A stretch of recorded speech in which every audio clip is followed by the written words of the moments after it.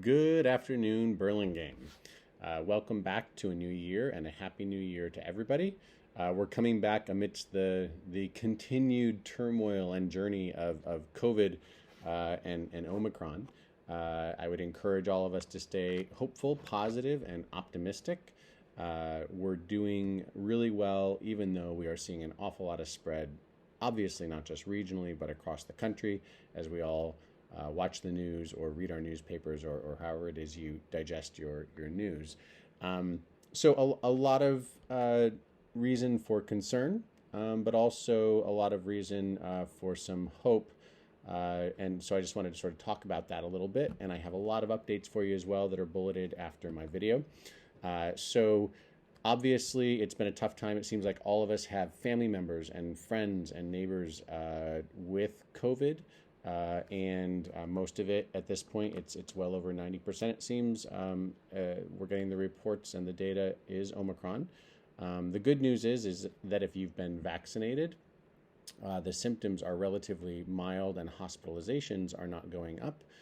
So we're not going back to as much of a restrictive stance as a community. But it is tough to see the amount of spread and the number of cases. We have a lot of students out whose parents identified and have kept them home because they're symptomatic, which is the right thing to do. And we are catching some students in our own testing, both the Ambry testing as well as our Binax in-class testing. And we're continuing our protocols, and we are still not seeing spread at schools as a result, because of those two things. We're testing once we have a positive case in a classroom with exposure and making sure everybody stays healthy.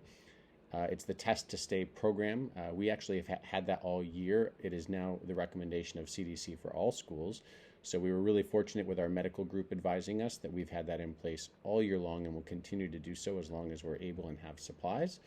And parents keeping kids home when they're symptomatic. And so that's my second message. A lot of our parents are doing a great job. However, this is the first week that we have been seeing children coming to school with runny noses and coughs, and we're testing them, and they indeed do have the virus. So we're sending them home. So parents, any symptoms whatsoever that you're seeing with your children, please test or keep them home until the symptoms clear up.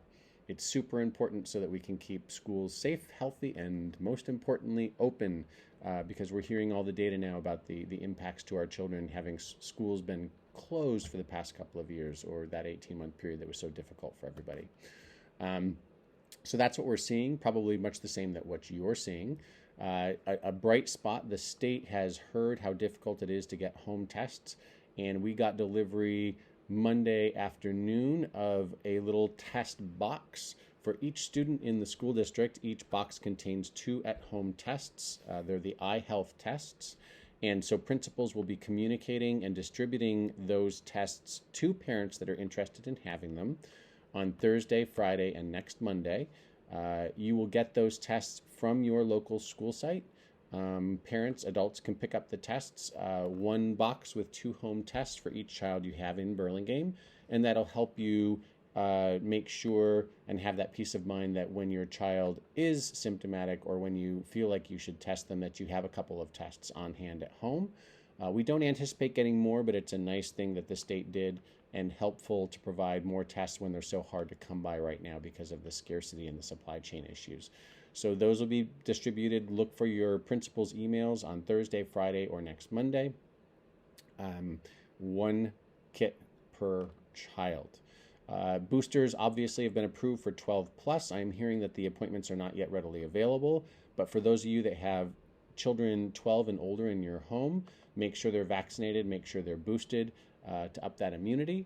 Those of you that have 5 through 11-year-olds that have not yet gotten vaccinated, please make sure you get your children vaccinated. The data that we're seeing about spread with vaccinated and how much milder the disease is, or the virus is, if you're vaccinated, is pretty incredible. And I actually have attached an article in one of my bullets today that's a little bit hopeful about the benefit of getting vaccinated. So please get your vaccines if you've not already done so.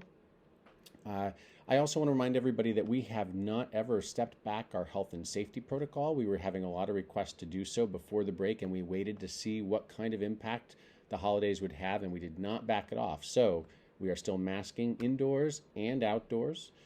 We are still hand washing and hand sanitizing. We're still doing air circulation in the classroom, so doors should be open.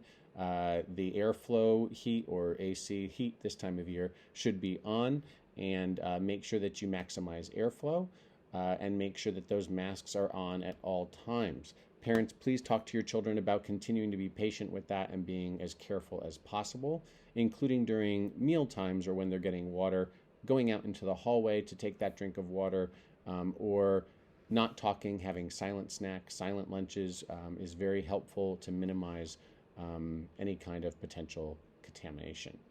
We've had a lot of questions as well as far as when we're going to start collecting information on students that are vaccinated.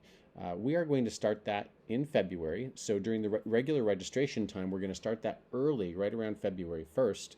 And the portal this year will have COVID vaccination spot so that you can voluntarily submit it for your child in advance of it becoming a requirement. In February, you can submit that information, and of course, it stays good until your child starts school next year. As a gentle reminder, next year, 7th and 8th graders will need to start the year being fully vaccinated. And in January of 2023, on our first day, all children, 5 all the way up through 8th grade, so kindergarten who are 5 years old all the way up through 8th grade, everybody will need to have proof of vaccination to participate in education next year. That is the California rule, and a health exception is something you need to get from your doctor and apply to the state for. So it's a rather difficult process to be exempted from that vaccination requirement. So lots of time to plan, lots of time to make sure that you get that in line. And I just want to thank everybody for continuing to think of your kids and or your teachers and your principals' health and safety. Keep your children home if they're symptomatic. And the other question we are getting, I'm just thinking about it, is when are the county's health and safety and quarantine protocols in particular going to match the CDC's that were adopted over the holiday?